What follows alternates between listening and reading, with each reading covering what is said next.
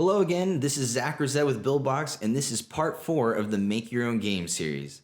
In part 3, we learned about world settings and character settings, and we created new levels for our game Glitch, which is starting to shape up quite nicely.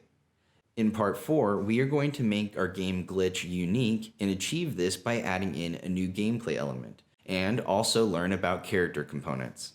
Let's just dive right in making our game unique. We're going to start with amazing graphics we got from a very talented artist, as the game truly looks spectacular. However, unique doesn't end there. We need to offer a gameplay element that sets our game apart and makes it memorable and fun. In part 1, we used the creator to get us started on this journey, but we want to offer more than just a good starting point, so let's add a new gameplay element. I think it would be really neat if, in Glitch, we came upon a barrier that we can place anywhere on the screen that narrows the real estate our player will have to maneuver around obstacles. We could also offer some variety on that barrier by leaving openings to travel through and force the player to make decisions on which side of the screen to travel on. The barrier itself isn't the fun and memorable part. We are indeed going to add a twist to this new element later on in the video. Okay, let's start by importing a new graphic which is very similar to our walls. We are going to duplicate scene 10 by clicking on it and hitting D, and let's also delete our swirly enemies from this scene so we have more room to work this all out. To import our new element, we'll just drag the graphic into the object option on the drag and drop wheel, select the object in the asset panel, and check the collision shape. Remember, if there was a problem, the reset button usually gets a collision shape dead on with squares and rectangles. Following on, we are going to hold shift down while we drag this to keep it in a nice line, and we'll put it in near the bottom of the scene and duplicate it upwards, and we'll shift drag this one to the top of the scene. Now let's solo this scene by selecting it and hitting S.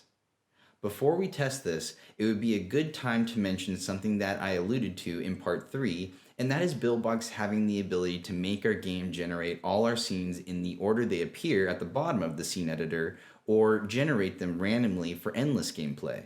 Let's keep that in mind and go ahead and test our new barrier. One of the things you have to keep in mind when designing your levels is that if you are going to randomize your scenes, one scene has to work with all of the other scenes in the game.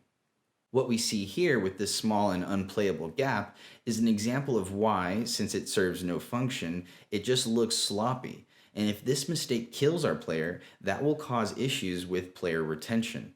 Let's make this more compatible to similar setups from other scenes and drag these more into the middle. Remember holding shift while dragging to keep things in a nice line, and let's adjust our mountain enemies to be a little easier to live through on this scene. I'm holding shift while resizing these to keep their aspect ratio. Alright, now let's test this out again. That's much better. This looks more compatible with other scenes that might contain the barriers, so let's keep that in mind when we include this new barrier in our scene design. Okay, so I like our little barrier here, but let's make this fun and memorable by giving it a little twist. What if when we hit this barrier, it threw us up against the wall as a punishment mechanic, essentially making it a bumper? The way we are going to achieve this is by learning about a character component called Advanced Move. In fact, this whole time you have seen Advanced Move components in action. Every time we play Glitch, combined with a switch button on our game's user interface, which we will see in a later video, Advanced Move has been changing our character's linear velocity every time we tap the switch button that's covering the screen. Here you can see that this component gives us our initial velocity at the game's start, and then these two have been changing the velocity every time they see the switch activated. Let's add another one that changes the direction when it collides with our barrier, no matter which direction the character is going. To do this, we will set it to collide and select our barrier as the affected asset, and give it a very tiny timeout so the calculation stops immediately. The best way to change an object's direction to go in the opposite direction is to change its positive or negative value to the opposite value.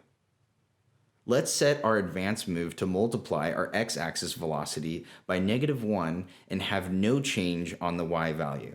Now when we hit the barrier, we should see an instant change in our direction along the x-axis. All right, that works perfectly, but let's make it even more obvious that we've hit this barrier by multiplying our x-axis velocity by -2. That way the bumper really throws us. Wow, this looks perfect. What would really be neat is if the bumper changed in some way to provide even more feedback when we hit it. I think I'd like to achieve this by making this an enemy that does 0 damage. This way, when we hit it, we can do damage to it and trigger an animation called a taking damage animation. This will look really neat when we get it all set up and there are only a few steps to it. To begin, select the barrier in the asset panel to the far left to reveal its global options in the options panel to the far right. In the global options, add a couple global components to it, one being health and the other being damage. Set both of these values to 0. The barriers need to be an enemy, but not one that kills the character.